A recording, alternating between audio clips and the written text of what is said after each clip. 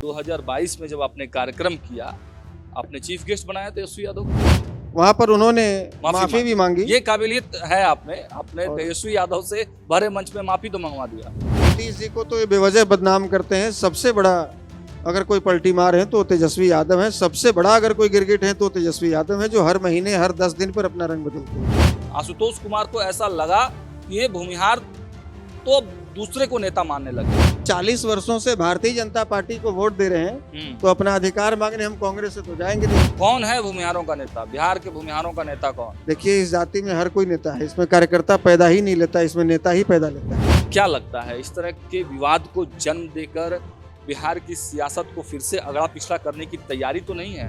अपनी कुर्सी बचाए रखने के लिए पिछड़ों को, दलितों को, अगड़ों को लाशों के ढेर लगा दी लालू प्रसाद यादव ने, और उसी ढेर पर चढ़कर वो कुर्सी पर बैठे रहे। भाजपा में सीएम कैंडिडेट कौन देखते हैं? सम्राट चौधरी, विजय सिन्हा? जब तक नीतीश जी हैं, नीतीश जी ही बिहार में एनडीए का कमान संभालेंगे। लेकिन तेजस्वी यादव तो कह रहे हैं कि अब हम हैं सिपाही, हम अब राजा बनेंगे। जी हमेशा बैकफुट से ही बैटिंग किए हैं, फ्रंट फुट नहीं किए।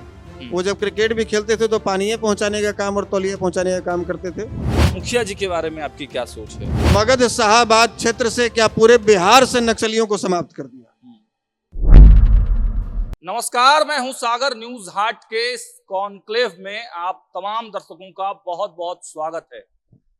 न्यूज हाट के कॉन्क्लेव चुनावी हाट में इस वक्त हमारे साथ मौजूद हैं भूमिहार समाज के एक बड़े नेता आशुतोष कुमार। बहुत स्वागत है सर आपका। धन्यवाद। देखिए, आशुतोष कुमार किसी परिचय के मोहताज तो नहीं, लेकिन फिर भी भूमिका जरूरी है। आशुतोष कुमार ने गांधी मैदान में भूमिहार ब्राह्मणों की एक बड़ी रैली करके पूरे बिहार में एक, आप कह सकते हैं कि भूमिहार और ब्राह्मणों का एक समागम करके पूरे बिहार में चर्चा में आए, और उसके बाद से ही उनकी सियासत शुरू हुई। लगातार भूमिहारों के नाम पर, भूमिहारों को उनका हक दिलाने के नाम पर, समाज के नाम पर काम करते हैं। कहीं भी किसी को भी दिक्कत होती है, चाहे हॉस्पिटल हो, थाना हो, हर जगह आशुतोष कुमार की पैठ मानी जाती है और सबका वो मदद करते हैं। एक बार फिर से आपका बहुत स्वागत है। शुरू करते हैं चुनावी कॉन्क्लेव में। मेरा जो सबसे पहला सवाल है आशुतोष जी, पहले तो आपको बहुत स्वागत है, भारतीय जनता पार्टी में आपने ज्वाइन किया है। धन्यवाद। वजह क्या रही? सबसे पहला सवाल। सबसे पहले तो आज न्यूज हाट के द्वारा आयोजित इस चुनावी हाट 2025 में इस कॉन्क्लेव में उपस्थित आप सभी अतिथिगण, आपके सहयोगी साथीगण और श्रोता बंधुओं, भारतीय जनता पार्टी में हमने विगत 2 दिन पहले सदस्यता ली है। बिल्कुल। और बहुत सोच कर, विचार कर, बहुत मंथन करके हमने यह निर्णय लिया है। और इसके पीछे 2-3 कारण हैं। प्रमुख कारण जो बताता हूँ, ऐसे कारण तो बहुत हैं, लेकिन 2-3 प्रमुख कारण हैं। पहली बात तो कि जहां दिल मिले, जहां विचार मिले, इंसान को वहीं जाना चाहिए। और हमने आज तक किसी और पार्टी की सदस्यता ग्रहण नहीं की, जबकि 12 वर्षों से मैं धरातल पर सक्रिय हूँ। बिल्कुल। 4000 गांवों का दौरा किया। बिहार, झारखंड, उत्तर प्रदेश और दिल्ली एनसीआर के अलग अलग क्षेत्रों में आप लगभग 2000 के आसपास सभाएं हमने की। और तमाम दलों से अलग अलग प्रलोभन भी आए, लेकिन हम टेम्पररी समझौता नहीं करना चाहते थे। अच्छा। क्योंकि हम लोग रोज रोज दल और दिल बदलने वाले लोग नहीं। तो बहुत विचार करके, क्योंकि हम लोग राष्ट्रवाद के एक मजबूत ध्वजवाहक हैं, सनातन के भी मजबूत ध्वजवाहक हैं। और जो दल और उसके एजेंडे में राष्ट्रवाद, सनातन, सबका साथ सबका विकास के साथ साथ विकसित भारत की परिकल्पना समाहित हो, मुझे ये लगा कि उस दल में मैं सबसे अधिक सहज महसूस कर सकता हूं, और साथ ही जिस 9 सामंती दलों से मैं आज तक अकेला लड़ रहा था, अब इतना बड़ा प्लेटफॉर्म हमारे साथ विश्व की सबसे बड़ी पार्टी का सदस्य बनने का, हिस्सा बनने का मुझे अवसर मिला है, तो अब मैं और मुखरता से वैसी ताकतों के खिलाफ अपनी आवाज बुलंद कर सकूंगा जो ऐसी ऐसी पार्टियों को अपने गठबंधन में रखे हुए हैं, जिनका एक विंग आए दिन हम अखबारों में देखते हैं, पढ़ते हैं कि छत्तीसगढ़ में आईडी ब्लास्ट में 50 सैनिक शहीद हो गए, फलाने जगह इतने सीआरपीएफ जवानों को मार दिया गया, और उन्हीं को संरक्षित करने वाला दल इनके साथ गठबंधन में है। बिल्कुल वाम दलों की बात कर रहे हैं।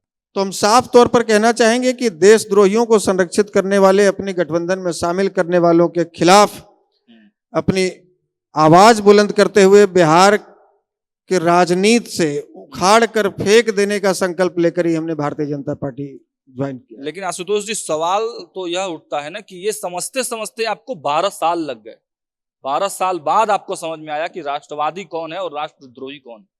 देखिए, हमने 12 वर्षों तक अपने समाज के लिए संघर्ष किया, किसी पॉलिटिकल पार्टी के लिए संघर्ष नहीं किया, और ना इस उधेड़-बुन में रहा कि हमारे लिए कौन अच्छा है कौन बुरा। कई लोग आरोप लगाए कि आपने तो जातिगत संगठन बनाया है, जैसे अभी आपने कहा कि भूमिहार नेता। बिल्कुल, आपकी पहचान इसी से जानी जाती है। हाँ, पहचान इससे है क्योंकि हम इस भारतवर्ष में पैदा लिए हैं, तो ये हमारा चॉइस नहीं है कि हम कौन सी जाति में पैदा लेंगे, और हम जिस जाति में पैदा लिए हैं उस जाति में पैदा लेने पर हमें गर्व है। साथ ही हमने ये भी देखा कि तमाम जाति के लोग एक गैर राजनीतिक संगठन बनाकर, उसको सामाजिक संगठन कह सकते हैं, उसको जातीय संगठन भी कह सकते हैं, संगठन बनाकर लोग अपने अपने समाज के सामाजिक, आर्थिक, शैक्षणिक विभिन्न तरीके से उत्थान की बात कर रहे हैं।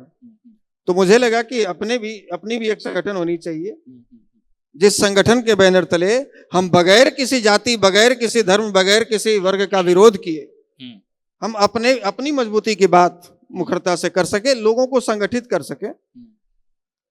इसलिए हमने जातिगत संगठन बनाई, और विगत 12 वर्षों में ये भारत के इतिहास में पहली बार ऐसा हुआ कि इस प्रबुद्ध वर्ग का कोई सम्मेलन पटना के गांधी मैदान में एक ऐसा व्यक्ति कराया जिसका ना कोई पॉलिटिकल बैकग्राउंड है, ना ही वो उद्योगपति घराने से है, और ना ही उसने अपने जेब से 50 पैसा इसके लिए निकाला। हमने पैसा नहीं बहाया, लेकिन अपना पसीना जरूर बहाया, और 6 महीने तक मैं जब घर से निकला था तो वापस नहीं लौटा था, और गांव-गांव जाकर लोगों को जोड़ने का काम किया। और इसका यह परिणाम हुआ कि जो लोग कहते थे कि ये समाज और इस समाज को और मेढक को तराजू पर तोला नहीं जा सकता, उनके ये जो मुहावरे थे ये झूठे साबित हुए, और लाखों की संख्या में पहली बार पटना के गांधी मैदान में समाज से हुआ। उसी रैली से आपको पहचान भी मिली, पूरे बिहार के पटल पर आप जाने लगे। लेकिन उसके तुरंत बाद, सामाजिक संगठन के बाद, आपने राजनीतिक पार्टी भी बना लिया और फिर चुनाव में कूद गए। उसी गांधी मैदान से हमने पूछा था कि भाई क्या अपनी राजनीतिक पार्टी भी होनी चाहिए, क्योंकि अब 2 लाख लोग वहां इकट्ठे थे, तो उनसे ज्यादा सवाल मतलब जवाब कहाँ मिलता, उतना कहाँ लोग एकत्रित मिलते। तो लोगों ने एक स्वर में कहा कि हाँ, अपनी राजनीतिक दल होनी चाहिए। तो हमने दल भी बनाया, हालांकि लॉकडाउन में बनाया जब 6 महीने इलेक्शन कमीशन में ताला लगा था, जो पहला लॉकडाउन लगा था। उसके बाद लॉकडाउन में ही प्रचार प्रसार भी हुआ, क्योंकि चुनाव का पहला दूसरा चरण लगभग लॉकडाउन में ही निकल गया, और जो उम्मीद थी उस हिसाब से सफलता नहीं मिली। 47 सीटों पर आपने 47 सीटों पर उम्मीदवार दिया, और 4 सीट ऐसे रहे जहां पर हम लोग हार जीत का कारण भी बने। और जब चुनाव बाद हमने समीक्षा करी तो मुझे ये समझ में आया कि हम अपनी जिद में उस पार्टी को या उस गठबंधन को फायदा पहुंचा रहे हैं जिस गठबंधन और जिस पार्टी को हम कतई जीवन में फायदा नहीं पहुंचाना चाहते। लालू यादव, तेजस्वी यादव, मुकेश सहनी जो सामने हैं, जिनकी वजह से आज भी मगध और शाहाबाद क्षेत्र के 10 जिला के भीतर हजारों ऐसी माताएं बहनें मिल जाएंगी जिनके हाथों की कांच की चूड़ियां टूट गई और हाथों में आज चांदी की चूड़ियां हैं, माथे का सिंदूर उजड़ गया। हजारों ऐसे किसान मिल जाएंगे जो उस समय घर में जिनका ताला लगा, आज भी ताला लगा हुआ है, वो गांव छोड़कर पलायन होने पर मजबूर हुए। और सैकड़ों ऐसी बस्तियां मिल जाएंगी जिस बस्तियों को रातों रात उजाड़ दिया गया, नरसंहार कर दिया गया। कतई उस पार्टी को फायदा पहुंचाना डायरेक्टली इनडायरेक्टली हमारा मकसद नहीं। 2022 में जब आपने कार्यक्रम किया, आपने चीफ गेस्ट बनाया तेजस्वी यादव को? हाँ, बनाया। तेजस्वी जी घूम घूम कर पूरे बिहार में कह रहे थे कि हम A to Z की बात करते हैं। बहकावे में आ गया, हम सबों की बात करते हैं। हाँ। मुझे लगा कि शायद अपने माता पिताजी की राजनीति से या उस विचारधारा से अलग हटकर हाँ। नई पीढ़ी के नेता हैं, कुछ अलग करना चाहते हैं। तो हमने भी एक बार प्रयास किया। अच्छा। अपने मंच पर परशुराम जयंती में उनको आमंत्रित भी किया। हाँ। आए और उन्होंने अपने पिछली गलतियों के लिए, अपने पिताजी की गलतियों के लिए या माताजी की गलतियों के लिए या अपनी पार्टी की गलतियों के लिए, बिल्कुल वहां पर उन्होंने माफी भी मांगी। ये काबिलियत है आप में, आपने तेजस्वी यादव से भरे मंच में माफी तो मंगवा दिया। और उसके बाद क्या हुआ? खुले मंच से उन्होंने कहा कि हम आपको सम्मान देंगे, आप प्रबुद्ध समाज के लोग हैं, आप साथ मिल जाएंगे तो हमारी सरकार बनने से कोई रोक नहीं सकता, जो भी बात। लेकिन डील फाइनल नहीं हुआ। 10 दिनों के बाद ही उसी मंच से एक वर्ग विशेष को टारगेट करके अपनी बात रखना शुरू कर दिए। तो मुझे समझ में आ गया कि ये व्यक्ति बहुत बड़ा वाला गिरगिट है। सीटों का कोई मामला था? सीटों का कोई मामला नहीं था, सीट पे तो कोई चर्चा ही नहीं हुई थी। तो लोग विधानसभा चुनाव की बात है, बहुत समय था, 2022 से लेकर 2023, 3 साल में तो पहले सीटों की चर्चा होती नहीं। तो मुझे ये समझ में आ गया कि ये व्यक्ति अपनी बात पर रहने वाले नहीं है। और नीतीश जी को तो ये बेवजह बदनाम करते हैं। सबसे बड़ा अगर कोई पलटी मार है तो तेजस्वी यादव है, सबसे बड़ा अगर कोई गिरगिट है तो तेजस्वी यादव है, जो हर महीने हर 10 दिन पर अपना रंग बदलते हैं। फिर हमने उनसे अपना रिश्ता समाप्त किया और आज मैं भारतीय जनता पार्टी के साथ हूं। जब आपने भाजपा ज्वाइन की तो मैं एक आर्टिकल पढ़ रहा था, उस आर्टिकल का हेडिंग था, चले थे तेजस्वी को नेता बनाने, खुद भाजपा में शामिल हो गए। आशुतोष कुमार, जाओ, वो शायद नवभारत टाइम्स का आर्टिकल आपने पढ़ा था। जी। तो हमने वही बात कही कि जो यदि हमारे हिसाब से आप या आम लोगों के हिसाब से सब वर्गों को, सभी जातियों को एक साथ लेकर चलने की बात यदि कर रहे हैं तो आशुतोष को कोई परहेज नहीं है। लेकिन आप यदि किसी वर्ग विशेष से अपने हृदय में द्वेष रखे हुए हैं, आप उनसे नफरत करते हैं और नफरती भाषा का उपयोग करते हैं, तो फिर आशुतोष कुमार अपने आखिरी शरीर के भीतर जो खून बह रहा है उसके आखिरी बूंद तक आपसे लड़ेगा और आपका विरोध करेगा। अच्छा, आपने भाजपा ज्वाइन किया, उसकी एक और वजह लोग बता रहे हैं जो चर्चा का केंद्र बना हुआ है। जदयू के एक विधायक हैं, परवत्ता से विधायक है संजीव कुमार, वो या तो उनका टिकट कटने वाला है या पता नहीं क्या वजह है, भूमिहार का एक बड़े नेता के तौर पर वो उभरना चाह रहे हैं। बड़ा कार्यक्रम भी किया उन्होंने और कहा जा रहा है कि उस कार्यक्रम की सफलता के बाद आशुतोष कुमार को ऐसा लगा कि ये भूमिहार तो अब दूसरे को नेता मानने लगे हैं, मेरा क्या होगा, चलते हैं भाजपा। देखिए, हमारा जो समाज है वो इतना भी मतलब मंद बुद्धि समाज नहीं है। भीड़ तो थी कार्यक्रम में, कि भीड़ जुटाने के लिए तो आजकल तेजस्वी जी की और राहुल गांधी जी की रैलियों में भीड़ नहीं जुट रही है। जो SIR के खिलाफ जो प्रोटेस्ट कर रहे हैं लोग, इसमें भी भीड़ जुट रही है। लेकिन एक वीडियो भी देख रहे होंगे, वायरल हो रहा है कि उत्तर प्रदेश की एक महिला आकर कह रही है कि हम बिहार में। ठीक है, तो आप ये समझिए कि ये इतना भी मंदबुद्धि समाज नहीं है कि जो विगत 10 वर्षों से सत्ता की मलाई खा रहे हैं पिताजी भी मंत्री रहे, भाई भी एमएलसी हैं, आज तक कभी समाज याद नहीं आया। और जब पार्टी से टिकट कटने की बारी आई, कहीं दूसरी तरफ बात बनने लगी तो अब समाज याद आया। तो इतना मंदबुद्धि तो हम नहीं समझते इस समाज को। तो ये सब कुछ समझता है। बाकी भीड़ तो आम आदमी भी यदि व्यवस्था कर दे, हाँ, गाड़ी की, भोजन की, पैसे की, तो भीड़ कहीं को जुटा सकता है। कौन है भूमिहारों का नेता? बिहार के भूमिहारों का नेता कौन? देखिए, इस जाति में हर कोई नेता है, इसमें कार्यकर्ता पैदा ही नहीं लेता, इसमें नेता ही पैदा लेता है। हाँ। संजीव कुमार के बारे में कुछ बताएं। नहीं, उनका अपना विचार है, वो जो कर रहे हैं, और यदि हृदय से समाज का भला करना चाहते हैं तो बिल्कुल स्वागत है, अच्छी बात है। समर्थन करेंगे अगर वो निर्दलीय चुनाव लड़ेंगे तो? देखिए, हमारा ये कहना है कि सभी वर्गों के साथ साथ में उन वर्गों की भी बात होनी चाहिए जिस वर्ग विशेष को आज के डेट में एक अछूत माना जा रहा है, उसकी भी बात यदि हो रही है। हम ये नहीं कहते कि आप केवल हमारी बात करो, सबकी बात होनी चाहिए। भाषा बदल रही है, आंकड़ों की हम पहले भी बोले हैं, कम से कम 10-20 हजार स्टेटमेंट हमारे मिल जाएंगे। हमने कभी किसी जाति का विरोध नहीं किया, कभी किसी वर्ग का विरोध नहीं किया। ये नहीं, हमने अपनी बात करी, खुद को मजबूत करने की बात करी। मैं अपना घर 5 तल्ला बना रहा हूँ, हमको पड़ोसी से क्या दिक्कत है? अच्छा, ये दिल पर हाथ रख के आशुतोष जी बताइए कि वास्तविक तौर पर जब आप अकेले थे, जब आपकी खुद की पार्टी थी, उस समय जिस मंचों से या जिस भी तरीके से जितना आप बोल लेते थे, भूमिहार समाज का जितना कल्याण कर पाते थे, भाजपा में रहते हुए उतना कर पाएंगे? देखिए, पहले मेरे पास केवल एक ही मुद्दा था, हमारा समाज और उससे जुड़ी समस्याएं। सीमित दायरे में हम काम कर रहे थे। अब क्या है कि यहाँ हजारों जातियां, सैकड़ों जातियों के लोग साथ में चल रहे हैं और एक बड़े प्लेटफॉर्म पर हैं, तो केवल एक जाति की बात करनी तो उससे तो काम नहीं बनेगी। सबों को साथ लेकर चलना पड़ेगा और उसके लिए वो संगठन है, सबका साथ सबका विकास। उसके लिए वो संगठन है जिस संगठन के माध्यम से हमें पहचान मिली, जिस संगठन के बैनर तले हमने इतना संघर्ष किया। ठीक है। जैसे करणी सेना राजपूतों की बात कर रही है, कुशवाहा महासभा कुशवाहा की बात करती है, दलित सेना दलितों की बात करती है, उस संगठनों का कुछ डील हुआ है, कुछ सीट पे बात हुआ है। देखिए, हम लोग काम पर विश्वास करने वाले लोग हैं। दलों को क्या चाहिए, पार्टी को क्या चाहिए? पार्टी को चाहिए काम करने वाला कार्यकर्ता, ऐसा कार्यकर्ता जो पार्टी को मजबूत करे, पार्टी के जनाधार को मजबूत करे, पार्टी को ताकत दे। और यदि आपसे पार्टी को ताकत मिलती है तो मुझे पूर्ण विश्वास है कि पार्टी भी आपको ताकत देगी।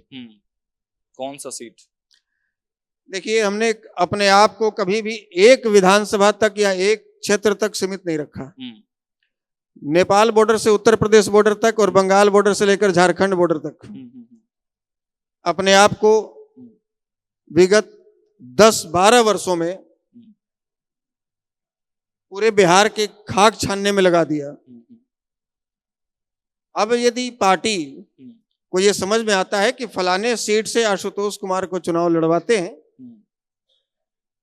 तो हमें ज्यादा फायदा होगा, तो हमारी ऐसी कोई डिमांड नहीं है। पार्टी 243 विधानसभा में जिस विधानसभा की तरफ उंगली करके इशारा कर दे, आशुतोष कुमार वहीं से जीतकर विधानसभा पहुंचे। विद्रोह भी होगा आपका पार्टी में? कई बार आपने भाजपा के नेताओं का विरोध किया है। नहीं, देखिए, जब आप विरोध, हमारी कोई व्यक्तिगत दुश्मनी नहीं है। बेगूसराय में आपने विरोध किया? हमने ये कहा कि हमारी कोई व्यक्तिगत दुश्मनी किसी से नहीं है, और यदि हम 40 वर्षों से भारतीय जनता पार्टी को वोट दे रहे हैं तो अपना अधिकार मांगने हम कांग्रेस से तो जाएंगे नहीं। हम जिस घर में रहते हैं, जिस घर के लिए सारी ताकत लगा रहे हैं, जो कमा रहे हैं, जिस घर में डाल रहे हैं, घर की नींव रख रहे हैं, घर को मजबूत कर रहे हैं, तो हम पड़ोसी से तो अपना पैंट शर्ट मांगेंगे नहीं। गिरिराज सिंह से बात हुई? देखिए, हमारी सबसे बात हुई है, और आपने मंच पे भी देखा होगा कि माननीय विजय सिन्हा जी भी, माननीय सम्राट चौधरी जी भी और माननीय प्रदेश अध्यक्ष जी भी, सब लोग वहां मौजूद थे और सबों ने मिलकर और सबों के पहल पर ही भूमिका किसकी रही? विजय सिन्हा ने? ये सबों की पहल रही है। जो तीनों दिख रहे थे हमारे माननीय मंच पर, जो बिहार के नेता हैं, इन सबों के से मिलने के बाद ही, सबों से बातचीत के बाद ही मैंने भारतीय जनता पार्टी, ये वादा कर दिया गया है कि चुनाव लड़ाएंगे आपको? देखिए, वादा भारतीय जनता पार्टी में केवल आपका काम है जी, केवल आपका काम ही वादा है और वही गारंटी है। आप खूब बड़े तोप हैं और पार्टी में आ गए और घर में आके सो गए, तो क्यों पार्टी चुनाव लड़वाएगी आपको? तो काम ही वादा है, काम ही आपका इरादा है। चलिए, ठीक है। पिछले दिनों कुछ विवाद भी हुआ था। राजद की एक प्रवक्ता है, नाम मैं नहीं लेना चाहूंगा, आपके द्वारा कुछ टिप्पणी की गई, उनके द्वारा पहले कुछ बोला गया था मुखिया जी के बारे में, फिर आपने की, फिर आपके लोगों ने किया। क्या लगता है इस तरह के विवाद को जन्म देकर बिहार की सियासत को फिर से अगड़ा पिछड़ा करने की तैयारी तो नहीं है विपक्ष की?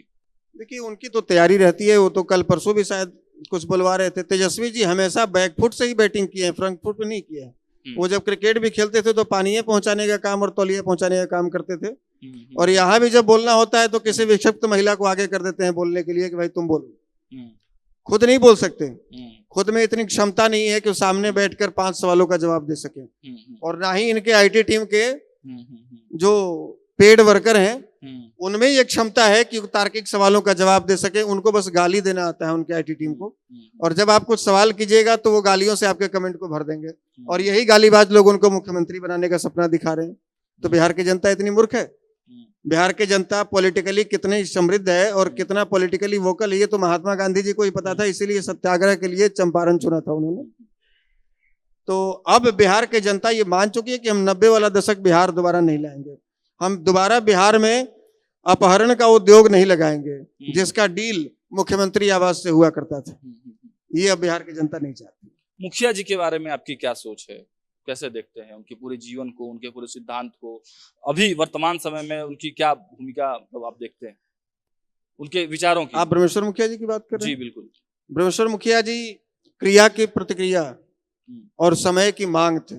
आप बताइए कि आपके घर में घुसकर यदि आपके बहन बेटियों को कोई काट दे, आप क्या करेंगे? आपकी जमीनों पर कोई कहे कि ये जमीन मैंने लाल झंडा गाड़ दिया, अब मेरा हो गया, आप क्या करेंगे? आपको कोई कहे इस घर से निकलो, हम ताला बंद करते हैं, ये घर मेरा हो गया, आप क्या करेंगे? तो मरता क्या नहीं करता वाली बात है। टीट फॉर टैट, प्रतिकार। समय की मांग थी। उन्होंने खुद भी स्पष्ट किया कि मेरी किसी भी जाति और किसी भी वर्ग से कोई लड़ाई नहीं है। कई स्टेटमेंट उनका आप सुन सकते हैं। और वो समय की मांग थी। यदि उस समय किसानों के पक्ष में वो खड़े नहीं होते तो आज शायद ये बिहार का जो मगध क्षेत्र है ये दूसरा नक्सलवाड़ी बना होता। जो बंगाल में नक्सलवाड़ी है ये दोबारा नक्सलवाड़ी बना होता। और ये केवल आप समझिए कि आज भारत सरकार पूरी ताकत लगाई हुई है,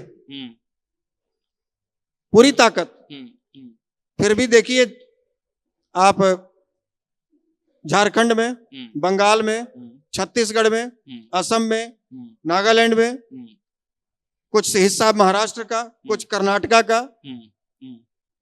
आज भी नक्सलवाद चरम पर है कि नहीं है?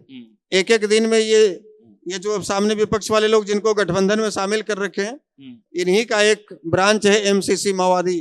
अच्छा। एक एक दिन में सैकड़ों सैनिकों को आईडी लगाकर उड़ा दे रहे हैं।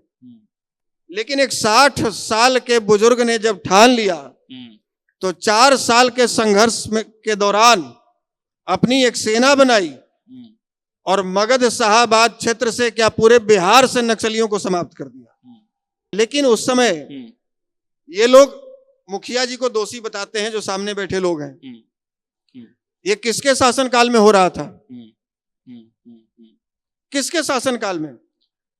ये जो आज आरोप लगाते हैं और उनको हत्यारा बताते हैं, मेरे समझ से इस बिहार की राजनीति में ये बिहार का दुर्भाग्य कहिए कि विगत 100 वर्षों में लालू प्रसाद यादव से बड़ा हत्यारा कोई राजनेता पैदा नहीं लिया। इस बड़ी बात बोल रहे हैं, बड़ा मैं इसलिए कह रहा हूं कि वो व्यक्ति अपनी कुर्सी बचाए रखने के लिए, विरोध होगा आपका, अपनी कुर्सी में गाली भी आएंगे, अपनी तो गालीबाज लोग हैं उनके समर्थक। हाँ। अपनी कुर्सी बचाए रखने के लिए जो व्यक्ति मियापुर में 35 यादवों को कटवाए, शंकर बिघा में अति पिछड़ों को कटवाए, बाथे में दलितों को कटवाए, सेनारी में भूमिहारों को कटवाए, दलेल चक बघोरा में राजपूतों को कटवाए, बारा में भूमिहारों को कटवाए, मतलब अपनी कुर्सी बचाए रखने के लिए पिछड़ों को, दलितों को, अगड़ों को लाशों के ढेर लगा दी लालू प्रसाद यादव ने, और उसी ढेर पर चढ़कर वो कुर्सी पर बैठे रहे।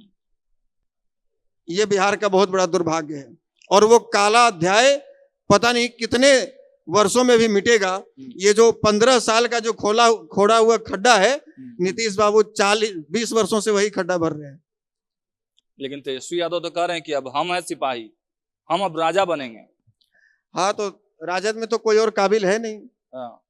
राजद में तो 9वीं पास से ज्यादा कोई पढ़ा लिखा है नहीं। हमें कोई कहा था कि आपने भारतीय जनता पार्टी क्यों चुना?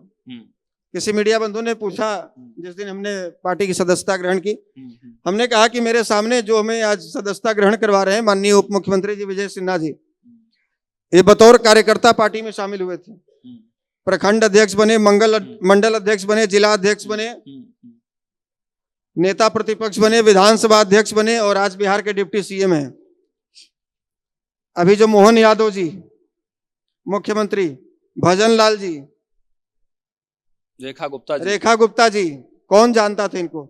एक साधारण से कार्यकर्ता को फर्श से उठाकर अर्श पर बैठाने की क्षमता केवल भारतीय जनता पार्टी में है, न कि राजद में है। राजद ये बताए, राजद यदि ये घोषणा कर दे लालू प्रसाद यादव कि हमारा मुख्यमंत्री उम्मीदवार तेजस्वी यादव नहीं किसी गरीब यादव का बेटा होगा, मैं कल ही राजद ज्वाइन कर लूंगा। राजद ज्वाइन कर लेंगे आप, ये घोषणा कर दे। अच्छा, राजद के कुछ प्रवक्ता हैं, कुछ नेता हैं जो इस तरह की तुच्छ बयानबाजी करते हैं। एक मुन्ना यादव का बयान आपने सुना ही कि झा और इन लोगों को ठंडा कर दिया लालू जी ने। इस बयान से क्या जाहिर क्या होता है? आप इनकी कथनी करनी में कितनी फर्क है। इनके नेता घूम के कहते हैं कि हम A to Z की बात करते हैं और वो 10 गो टाइटल गिनाते हैं कि अब इनका राज नहीं चलने देंगे। क्या कार्रवाई हुआ उन पर? कोई कार्रवाई नहीं। पार्टी से निकाला गया, शो कॉज नोटिस हुआ, कुछ नहीं। ये तो और खुश हुए। अरे इनके जो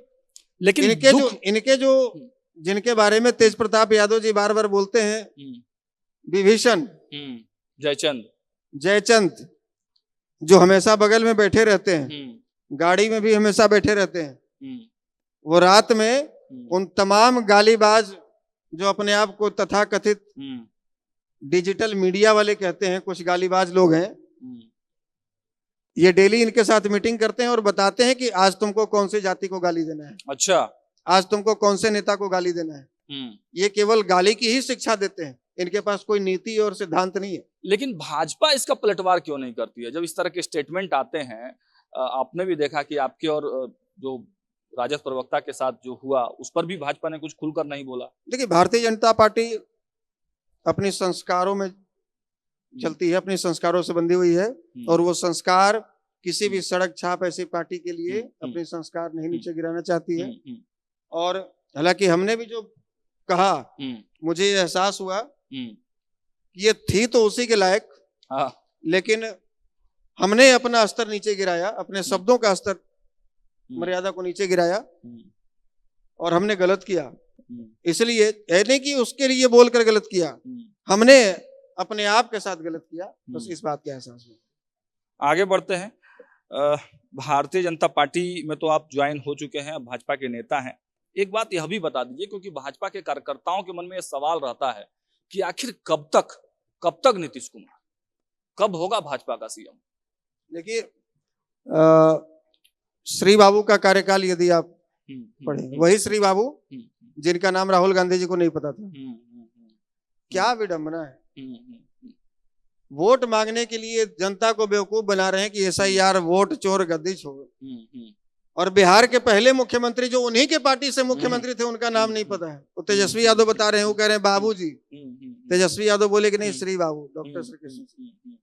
ये राहुल गांधी देश के प्रधानमंत्री बनेंगे जो अपनी ही पार्टी के मुख्यमंत्री का नाम नहीं पता है, पूर्व मुख्यमंत्री का। तो आपका सवाल था कि कब तक नीतीश जी, तो श्री बाबू के शासन काल में जो विकास देखने को मिला, आधुनिक बिहार के निर्माता जिनको कहा जाता था, और आज नीतीश कुमार का शासन, इस बीच में कर्पूरी ठाकुर जी के शासन काल में कुछ काम देखने को मिला। और श्री बाबू के बाद सबसे अधिक काम यदि किसी मुख्यमंत्री के शासनकाल में देखने को मिला तो बिहार के 12 करोड़ आवाम दिल पर हाथ रखकर यदि बोलेगी तो नीतीश कुमार का नाम आएगा। विकास पुरुष नीतीश कुमार जी। हमने भी नीतीश कुमार जी का से सवाल बहुत किया, बहुत बार कहा कि ये काम नहीं हो रहा, ये गलत हो रहा, वो गलत, क्योंकि घर के मुखिया हैं तो उन्हीं से कहेंगे। लेकिन आज जो सड़कों में गड्ढा नहीं, लालू जी के रीजन में जो गड्ढों में सड़क थी, आज देखिए कैसे तो 4 लेन, 5 साल और सीधा सीधी यही, कैसे 4 लेन 6 लेन डबल डेकर और मेट्रो और बिजली, ये सब जो चीजें हैं वो नीतीश जी के शासन काल के अलावा दूसरे में संभव नहीं। मतलब 5 साल और जब तक वो स्वस्थ हैं, जब तक नीतीश जी हैं, नीतीश जी ही बिहार में एनडीए का कमान संभालेंगे और मुख्यमंत्री होंगे। अब उसके बाद पार्टी के बड़े नेता तय करेंगे हम कौन है, हम तो परसों ज्वाइन किए हैं भैया। ये तो बड़े नेताओं का काम है, ये लोग सब आपस में बैठ कर तय कर लेंगे, उनके बाद कौन होगा। निशांत की चर्चा है, आपको लगता है निशांत जिनके बारे में मुहर लग जाएगा, हाँ, हम लोग उनके लिए खड़े हो जाएंगे। भाजपा में सीएम कैंडिडेट कौन देखते हैं? सम्राट चौधरी, विजय सिन्हा? भारतीय जनता पार्टी का एक एक कार्यकर्ता मुख्यमंत्री उम्मीदवार है, आप इसमें लीजिए, क्योंकि इतना सभ्य और संस्कारी है, कहीं दूसरे जगह नहीं। जो एनडीए के कार्यकर्ताओं में जो संस्कार देखने को मिलेगा वो कहीं और नहीं मिलेगा।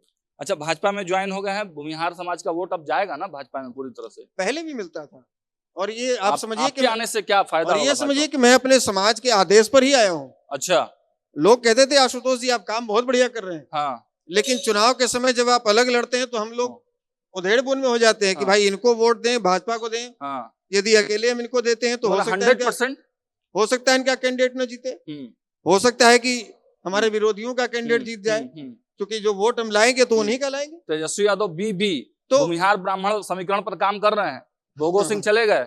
वो हर 5 साल के बाद समीकरण होता है, और उनका एक ही समीकरण होता है कि अगड़ों को पिछड़ों से लड़ाओ, दलितों को पिछड़ों से लड़ाओ, हिंदुओं को मुसलमान से लड़ाओ, और जनता को गुमराह करो। बस एक ही एजेंडा पर हर चुनाव से 5 साल। एक अंतिम सवाल है, आप दिल्ली में कोई बड़ा कार्यक्रम करने वाले हैं, थोड़ा डिटेल बता दीजिए दर्शकों को। जी, मैं आपके दर्शकों को बताना चाहूंगा, दिल्ली में एक बिहार संगम नामक एक कार्यक्रम मैं कर रहा हूँ, हम लोग मिलकर कर रहे हैं, और उस कार्यक्रम के कई एजेंडे हैं। जैसे पहला एजेंडा है कि बिहार के लोगों के साथ अन्य राज्यों में जो भाषा और क्षेत्र के आधार पर जो भेदभाव होता है उसको रोकना।